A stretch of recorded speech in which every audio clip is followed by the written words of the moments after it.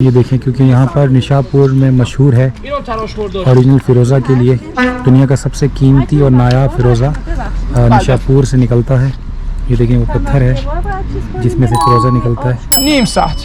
ये देखें, दुनिया के कीमती तरीन जो है फ़िरोज़ा और मुख्तलिफ़ स्टोन्स यहाँ पर मौजूद हैं और कितने खूबसूरत अंदाज़ में उसे जो है वो मुख्तलिफ़ ज्वेलरी में लगाया गया है और एक बहुत बड़ी वाइड रेंज है यहाँ पर स्टोन्स की। देखिए, ये वो पत्थर हैं जिसमें फ़िरोज़ा पाया जाता है। आपको अगर हल्का हल्का नज़र आए ये फ़िरोज़ी कलर, इनको तराश के ये देखें, ये सब फ़िरोज़ा है इस पत्थर में। ये मशीनें हैं जिनसे फ़िरोज़ा तराशते हैं। ये देखें फ़िरोज़ा के पत्थर हैं, ये फ़िरोज़ा के ओरिजिनल पत्थर हैं।